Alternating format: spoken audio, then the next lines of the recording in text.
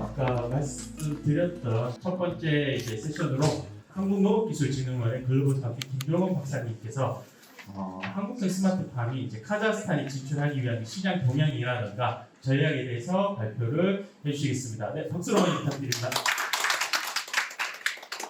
네, 안녕하십니까. 김병원입니다. 반갑습니다.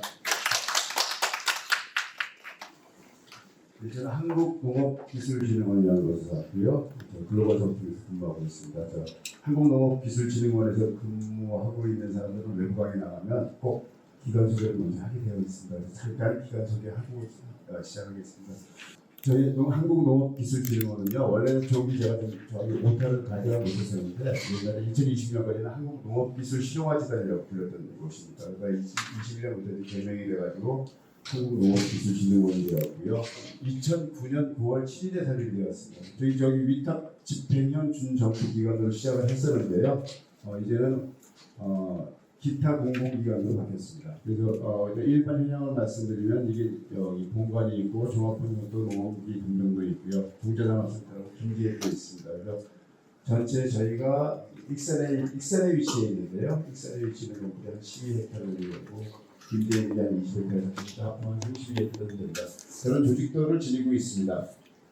저희들은 결혼 스타트업 이런 데를 많이 위해서 많은 있고요. 기술 평가도 해드리고요. 그다음에 저 같은 경우는 CIS 지역, 그전에 이제 카자흐스탄, 러시아 이 두 군데서 테스트베드 사업을 했었습니다. 그 수출했었고 러시아 같은 경우는 굉장히 좋은 결과를 얻었었는데 전쟁이 나면서 그 결과를 이어나가지 못하는 굉장히 아쉬운 상황이 됐습니다. 카자흐스탄만 지금 현재 하고 있는데 농자재를 현지에서 직접 성능 분석을 해보고 수진 테스트가 괜찮으면 잘 나오면 그거에 기초해서 거기에서 제품을 현지화하는 데도 도움을 드리고요. 그다음에 그 제품을 현지 등록하는 데도 도움을 드리고 그렇게 하고 있습니다. 그래서 보통 한번 제품이 투입되면 2년 정도 기간을 잡아가지고 실증하고 실증 결과에 바탕을 해서 현지화하는, 즉 현지에 제품 등록하는 것까지 저희가 도와드리고 있습니다. 물론 제품 등록할 때 비용은 이제 기업에서 대셔야 되죠. 그래서 저는 카자흐스탄 CIS 지역 테스트베드를 담당하고 있습니다.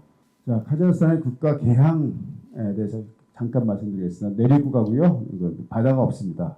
접해 있는 바다가 아라레하고 카스피해죠. 근데 전부 다 내해입니다. 그래서 뭐 바다라고 할 수가 없고요. 그냥 내륙국가고 대통령제고 양원제되고 세계 제2의 다민족 국가입니다. 120개 정도의 민족이 같이 살고 있습니다. 중앙아시아의 최대, 땅으로도 제일 크고요. 자원도 가장 많은 국가입니다. 그래서 흔히 하는 얘기로 맨델레이프의 화학 주기율 중에 카자흐스탄이 존재하지 않는 것이 없다라고 얘기를 합니다.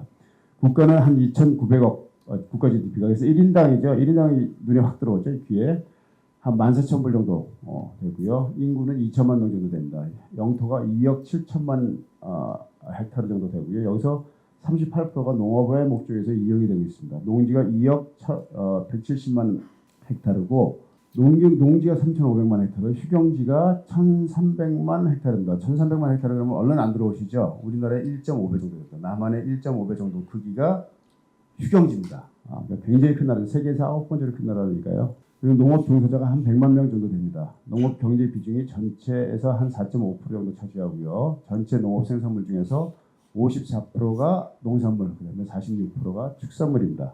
주요 농작물로는 밀, 감자, 사료작물, 유지작물 등이 있고요. 이 주요 농작물, 즉 곡물이 전체 농업에서 한 90% 정도를 차지합니다. CIS 국가, 그러니까 독립국가연합이죠. 전 소련방에 속했던 국가들 중에서는 그 중에서는 세 번째로 밀을 가장 많이 생산하는 국가입니다. 밀 수출 국가이죠. 지역별로 보면은 곡물 생산지가 이제 북부, 동부, 남부에 있고요. 중부에 축산업이 있고요. 농축성 홍합형이 있습니다. 남동부, 그래서 이제 알마티 주가 있고 알마티 시가 있고 구수도죠.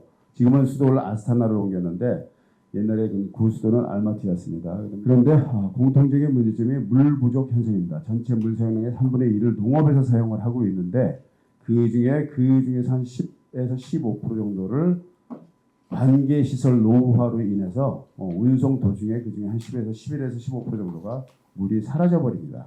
물이 굉장히 귀한 국가인데요. 그래서 저거는 농업 건설 쪽에 들어가는 쪽이라서 제가 말씀 안 드리겠지만 간단하게 말씀을 드리면 한국이 농업을 쌀농사를 많이 짓는 국가이고 그러다 보면 관계 시설이 잘 되어 있지 않겠느냐. 그래서 한국이랑 협력해 보는 건 어떻겠느냐라는 얘기가 카자흐스탄 내부에서 많이 나왔었습니다. 그래서 혹시 저쪽 분야에 있으신 분들은 도전해 보시는 것도 괜찮지 않을까 싶은 생각이 듭니다. 카자흐스탄 제한 조건인데요. 연평균 기온이 5.5도입니다. 굉장히 중요하죠. 연평균 기온이 5.5도라는 얘기는 지하수가 대충 저 정도 온도가 된다라는 거니까 농업하시는 분들은 꼭 알아두셔야 될 것 같습니다. 카자흐스탄 기후는 대륙성 고기압이고요. 적은 강수량, 긴 겨울, 짧은 여름. 그래서 겨울에 제일 추울 때는 57도까지 떨어지고요. 제일 더울 때는 42도까지 올라갑니다. 거의 100도 가까이 이렇게 차이가 납니다. 여름철 강우는 주로 폭우의 형태로 내리고요. 연간 강수량은 지역에 따라서 좀 다르긴 한데요. 100mm에서 한 500mm. 알마티 지역 같은 경우는 보통 평균적으로 제가 보니까 한 150 정도 왔다 갔다 하더라고요. 150에서 200 사이로 왔다 갔다 하고요.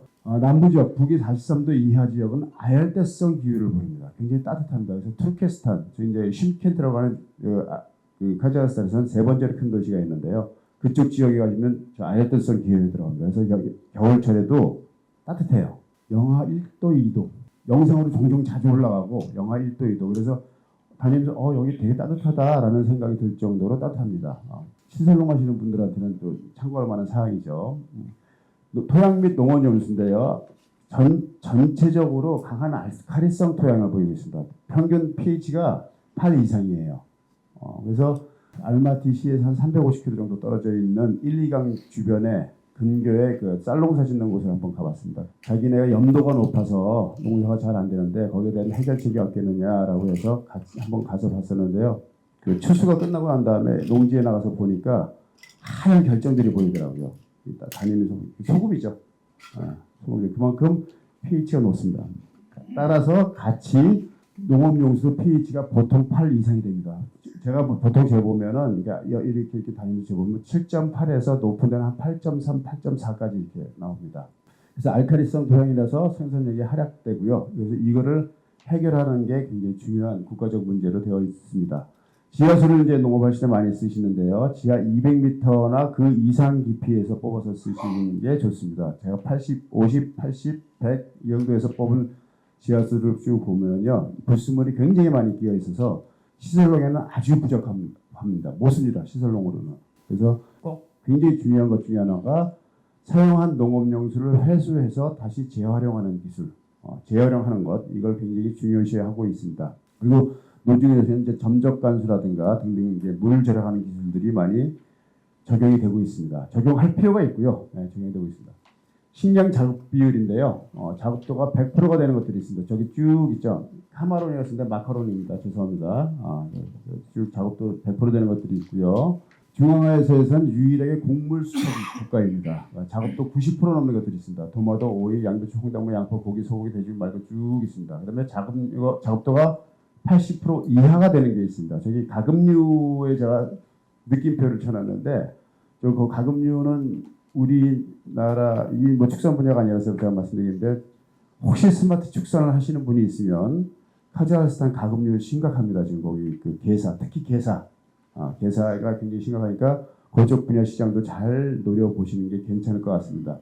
그 다음에 제일 끝에 제가 관심 갖고 여러분한테 주의를 기울이는 건 과일류입니다. 과일류가 자급도가 80% 이하에 들어갑니다. 농산물 자급류 보면 곡물이 170% 이상, 채소 100%, 식물세금 150%, 가금류가 60%죠. 나머지는 90%입니다.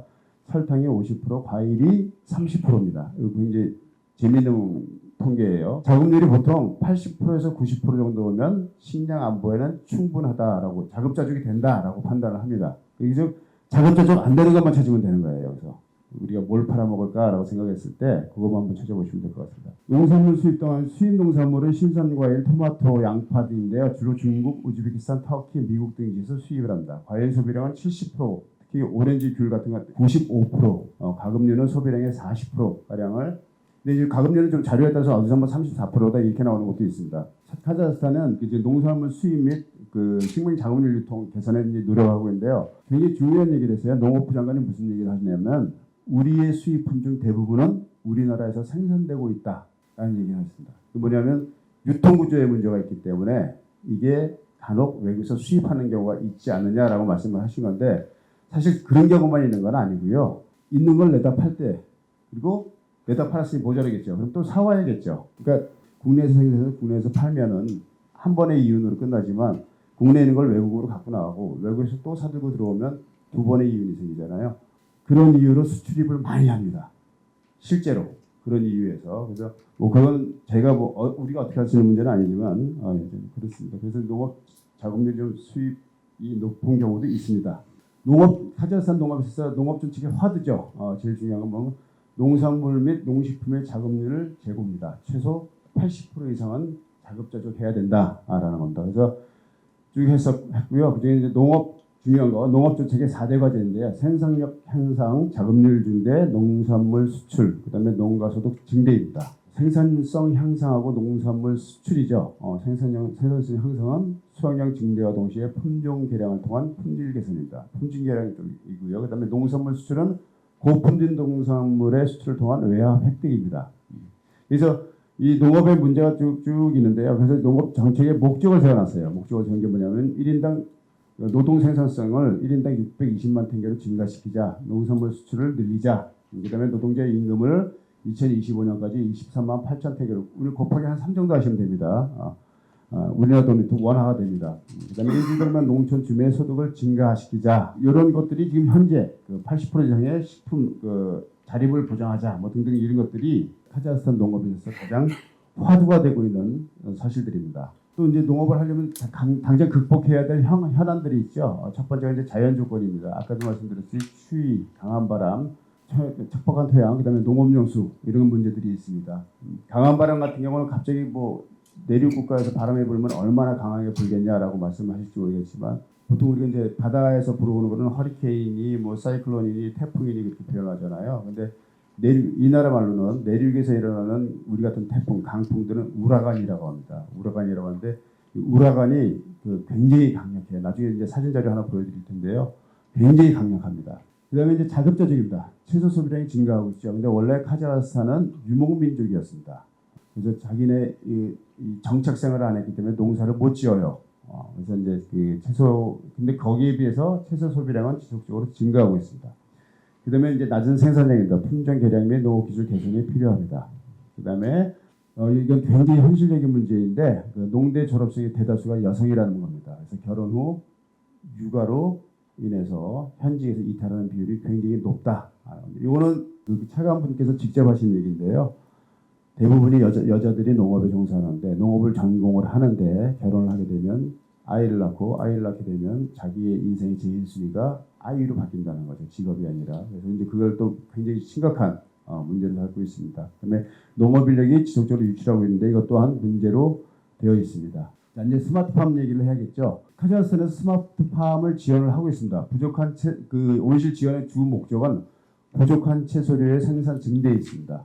지원 방식은 옛날에는 온실과 관련해서 계약서를 체결하고 그다음에 설계 도면이 있습니다. 그걸 제출을 해요. 그걸 제출을 할 때 어디에 제출하냐면 농업신용대부공사라는 데가 있습니다. 거기에 제출을 하면 거기서 심사를 해요. 심사를 해가지고 이 정도면 얼마 정도 가격으로 보면 되고 그러면 거기에서 80%까지 지원을 해줬으니까 예를 들어서 100원이다. 이 정도는 100원이면 지낸다. 그러면 80원까지 지원을 해주는 그런 방식이었습니다. 그럼 나머지 20원은 정부에서 보조해 줬습니다. 그래서 결국 자기 돈을 안 들이고 온실을 지을 수 있는 형태였죠. 그래서 서류 제출을 하고 심사를 하고 심사 결과에 따라서 지원금을 받는 형태였습니다. 그러다가 이게 장점이 있고 이제 단점이 있죠. 장점이라는 거는 어쨌든 농사에 의지가 있으신 분들은 온실을 지을 수 있겠지만 단점이라고 한다면 농사에 의지가 크게 없으신 분들이 저걸 받아서 유용을 할 수 있는 실제로 그런 경우도 많이 있었고요. 그런 단점이 있겠죠. 그래서 변경이 됐습니다. 변경이 돼가지고 온실을 건설을 하고 신청서를 제출을 하고 심사를 받습니다. 심사를 받아가지고 이건 얼마 정도 규모다라고 하면 그 다음에 지원금이 나오는 형태로 바뀌었습니다. 그래서 제가 밑에 뜬금없이 사진을 하나 이렇게 뚝 실어드렸는데요. 온실의 상태가 저거 어떤지 잘 그냥 보이시죠? 그냥 딱 오시죠, 감이. 그래서 외형은 저렇고 안에 내부로 들어가면 저렇습니다. 지금 토경입니다. 이게 토경이고요. 여기 보시다시피 여기 땅바닥에다 이렇게 심어놓고 여기 이제 산바람 같은 거 해가지고 여기도 심어놨는데 이게 전부 다 토경입니다. 토경. 시설농이 아닙니다. 저거 지어놓고 제가 쭉 물어본 다음에 이제 이런 얘기 저런 얘기 쭉 하다 얼마나 드셨어요? 60만 불 들었다고 하더라고요. 이거 짓는데 60만 불 들었다고 하더라고요. 판단은 여러분들이 하시죠. 제가 그래서 이분들이 굉장히 재밌는 생각을 하고 계신 분들도 있을 수 있구나라는 생각이 들었습니다. 단점일 수 있죠. 이거 뭐 당장 온실 조금만 하시는 분 보면 알잖아요. 이거 뭐 단점이죠. 이런 정책의 단점이 되는 거죠. 그래서 어쨌든 지원 방식이 변경됐다라는 겁니다. 그거 알고 계시면 나중에 뭐 수출 전략 짜시고 하실 때 도움이 되시겠죠. 카자흐스탄에 진출한 스마트폰들은 여러 나라가 있습니다. 네덜란드, 터키, 중국형이 있는데요. 말이 그냥 네덜란드지 독일, 덴마크, 뭐 잘한다는 나라는 이스라엘 해가지고요. 잘한다는 나라는 다 들어가 있습니다. 그다음에 터키형 있고 중국형인데 제가 이제 네덜란드, 터키, 중국형이라고 보면 하나 샘플링을 딱 뽑은 겁니다. 고가, 중가, 저가 그리고 그냥 제가 하나 뽑은 겁니다. 카자흐스탄 진출 국가의 온실을 비교해 보면 유럽형 온실이라고 했는데요. 제가 네덜란드형이라고 하고 밑에서 또 유럽형이라고 썼죠. 일관성이 없는 게 아니라 네덜란드는 하나의 대표적으로 그냥 쑥 뽑은 거고요. 유럽이라는 국가에서는 다 들어가 있습니다. 뭐 러시아도 들어가 있고 심지어는 온실입니다. 유럽형은 다 유리 온실입니다. 장점은 생산성이 굉장히 높습니다. 단점은 고가입니다. 1헥타르당 초기 투자 비용이 보통 아무리 싸도 200만 달러 이상 들어갑니다. 그래서 여기 이제 이렇게 지을 경우 초기 투자금 회수가 가장 심각한 곤란한 문제로 대두가 됩니다. 그다음에 이제 저가형 온실입니다. 장점 저렴하죠. 낮은데 품질이 낮죠. 단점은 내구성과 성능입니다. 그냥 공간에 비닐만 씌워놓은 거지 사실은 저걸 온실이라고 보기에는 조금 힘들지 않겠어요? 그다음에 중가형 온실이 있습니다. 장점은 적당한 가격, 적당한 품질입니다.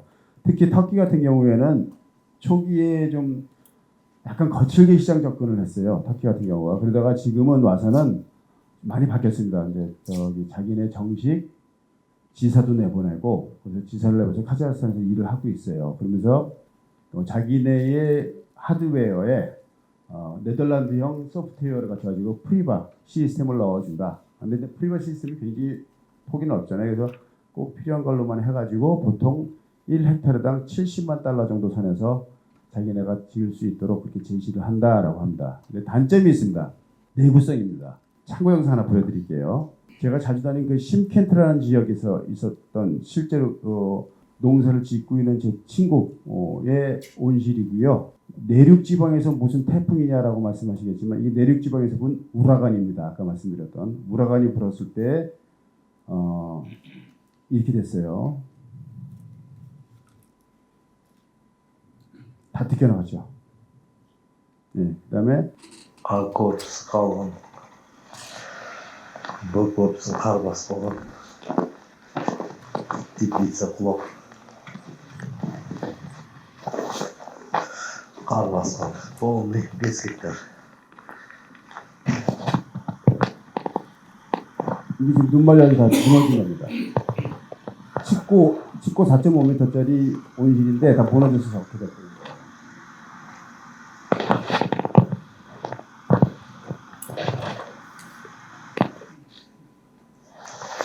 Teplitsa.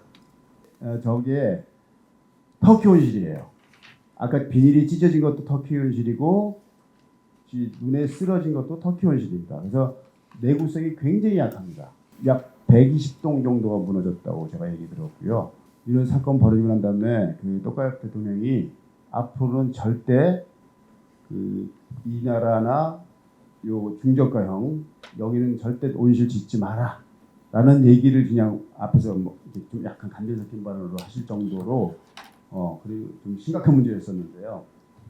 어쨌든 문제점이 저런 것들입니다. 저게 옛날에 지은 것들이 되나서 그나마 또 지금은 AS도 안 된다는 거예요.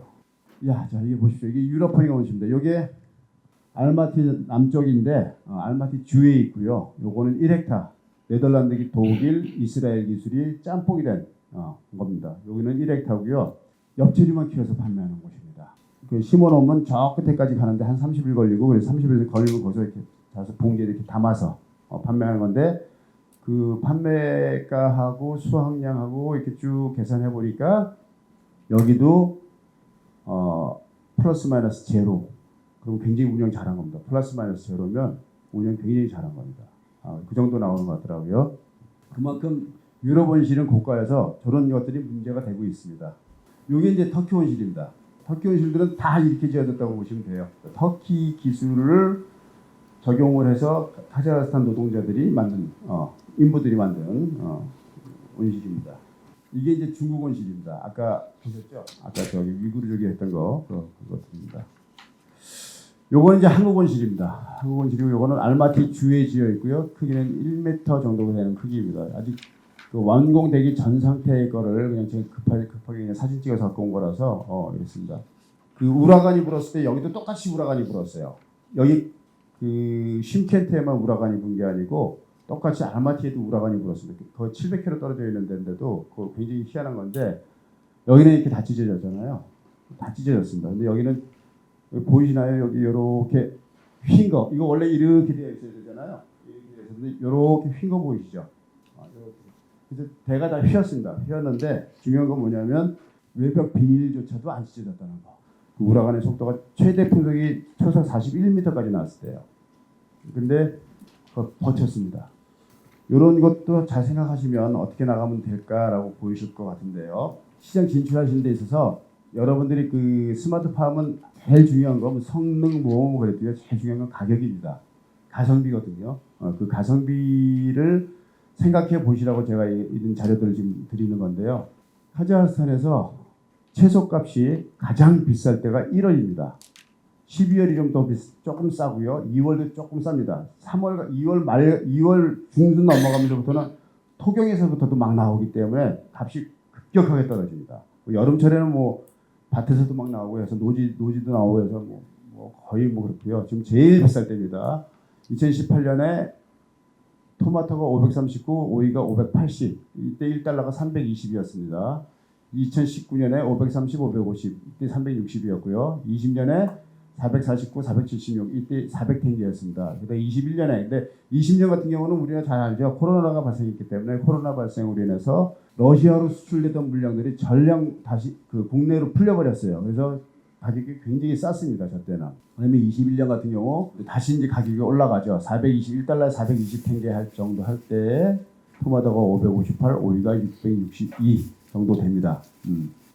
요 가격 이게 제일 최고 가격입니다. 이게 지금 최고를 찍은 가격들이거든요. 1월 달이면 물론 이것도 도시들마다 다릅니다. 저는 지금 알마티를 기준으로 했습니다. 제일 아스타나 가면 훨씬 더 비싸요. 또 이거보다. 저는 이제 알마티를 기준으로 한 건데요. 요거를 보시면 얼마나 벌 수 있을까? 1헥타에서 토마토를 한다, 1헥타에서 오이를 한다고 했을 때 이게 맥스라고 한다면 밑으로 가면 굉장히 낮아지거든요. 그때는 뭐 1달러도 안 됩니다. 그걸 생각해 보시면 대충 어느 정도로 나가야 될지가 보이실 거라고 저는 생각해요. 이거 하시는 분들은. 예. 그래서 최초 지출액, 즉 투자금이죠. 그다음에 수익액, 이윤이죠. 이 상호관계 비율이 굉장히 중요합니다. 그래서 온실 운영의 결정적인 요인은 뭐냐면 건설비하고 유지비를 더한 거, 거기에 각종 지출을 뺀 거. 그랬을 때 이게 이익이냐 손해냐 이거를 따져보면 되겠죠. 거의 끝이니까 제가 그냥 조금 시간이 걸려도 제가 말씀드릴게요. 알마티 시에서 조금 나가면 한 100km 정도 나가면은 15헥타, 20헥타 이렇게 되는 그 한쪽에는 15헥타, 한쪽에는 20헥타 이렇게 되는 유리 온실을 지어놓은 데가 있습니다. 카자흐스탄에서 가장 큰 온실 중에 한 곳인데요. 그곳이 거기서 일하는 사람이 상시 근로자가 150명 내외입니다. 보통 한 150명에서 160명 사이를 왔다 갔다 해요. 상시 근로자예요. 잠깐 와서 일하는, 그러니까 막 많이 딸릴 때가 있어요. 갑자기 일손이 막 딸리고 막 몰릴 때는 주변 사람들 데려다 막 쓰기도 합니다. 근데 그거 말고 그 정규직이죠. 우리 쉽게 얘기하면 정규직이 한 150명에서 160명 정도 됩니다. 그 온실에서 일하는 사람이 20헥타 온실에서 각종 이제 지출을 따져야겠죠. 제일 많이 나가는 것 중에 하나가 난방비입니다. 난방비인데요. 그 저보다 훨씬 더 잘 아시겠지만 이제 네덜란드 온실이라는 건 밑에 하나 깔려 있고 중간에 하나 깔려 있고 위에 하나 깔려 있고 그다음에 온실 전체를 다 돌아가면서 그 뼈대를 따라서 다 돌아가면서 깔려 있죠. 그래서 20도의 온도로 보내면 작물이 크는 구간은 정확하게 20도가 유지가 돼요. 엄청나죠. 네, 진짜 엄청납니다. 그래서 그렇게 하는데 그렇게 온도를 유지하는데 거기 연료비가 그 난방비가 1년에 200만 달러 이상 들어갑니다. 그 다음에 전기를 해야죠. 겨울철에 뭐 해가 짧으니까 아무래도 일조량에 따라서 얼마냐에 따라서 이게 좌우되는 거 아니겠어요? 그러니까 이제 전기를 써야 됩니다. 주로 보강 시설에 제일 많이 쓰입니다. 그래서 들먹기 위해서 요즘 나트륨 등 쓰다가도 요즘 LED 등을 쓰기도 하고 막 하지만 어쨌든 보강 시설은 다 사용하고 있고요. 기본적으로 보강 시설이 없으면 또 카자흐스탄은 온실을 안 보는 경우가 있어요. 보강 시설이 없는 경우에는. 그래서 보강 시설에 반대로 들어가는데 보강 시설로 인해서 전기값을 내는 전기값이 1년에 그 온실들은 굉장히 럭키한 온실이에요. 왜냐면 발전소 바로 옆에 위치를 잡아가지고 정전되는 경우가 거의 없습니다. 거의 정전되는 경우가 많습니다. 알마티 주만 나가면 하루에 기본적으로 한두 시간은 정전이에요. 그러니까 온실을 하는 데는 무조건 예비 발전기가 있어야 됩니다. 용량도 센 거 갖다 놔야 됩니다.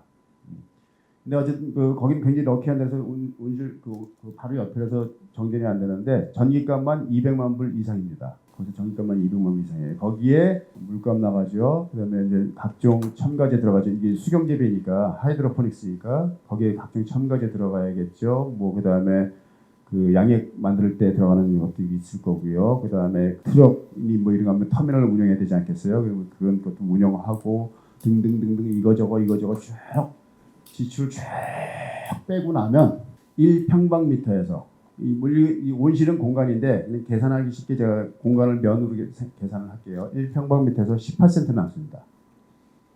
그러면 20헥타르 해보시죠. 얼마 남습니까? 그거 하는 한국 돈은 5천만 원 정도밖에 안 남아요. 20헥타르 해봐야. 그러면 다른 거 하는 게 낫죠. 솔직히 다른 거 하는 게 낫습니다. 20헥타르면 그 한 몇천만 달러, 1헥타르당 200만 달러씩 곱하기 20에서 그 한 4천만 달러 들어갔다는 얘기인데 거기에서 1헥타르당 그 빚을 갚아야 돼요. 거기 8%입니다. 연립 8% 빚 갚아야 되죠. 원금도 일정 기간 지나고 나면 원금도 꼬박꼬박 상환해야 됩니다. 원금 상환해야 되죠. 뭐 등등등등 하면 제가 아까 말씀드렸죠. 엽채를 팔아서 똔똔이라고 했던 거예요. 플러스 마이너스. 그거 잘한 겁니다. 20헥타르에서 평방미터당 1평방미터당 18센트 남기고 그래서 20헥타르 해봐야 36,000불인데 그거 해봐야 5천만 원 정도밖에 더 됩니까? 다른 거 하는 게 낫죠. 차라리. 유럽 온실이 갖고 있는 문제점이 저거라는 거예요. 유럽 온실이.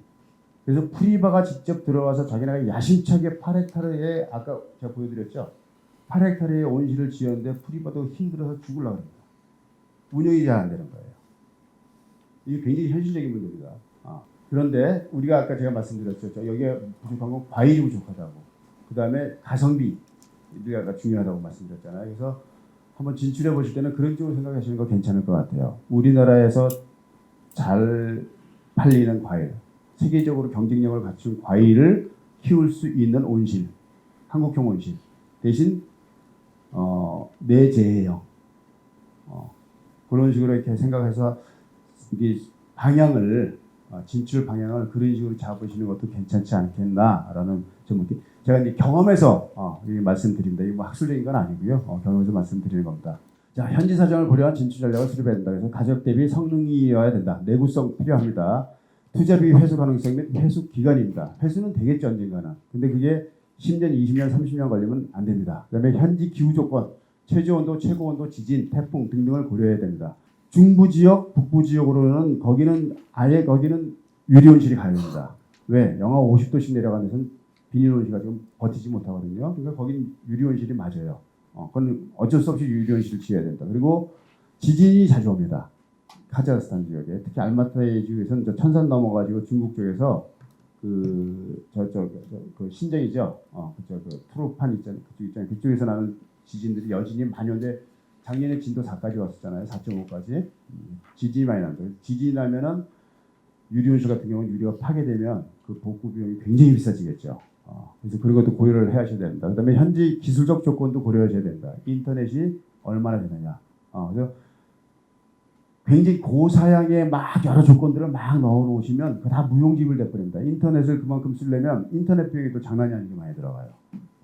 인터넷 비용. 그래서 그 현지 기술적 조건, 그 인프라, 저런 인프라를 고려해서 어느 정도 수준의 스마트팜 시스템을 넣어주는 것이 좋겠는가라도 고려하시면 될 겁니다. 그다음에 현지의 사회적 조건, 인건비, 그다음에 이제 경제적 조건, 1인당 GDP죠.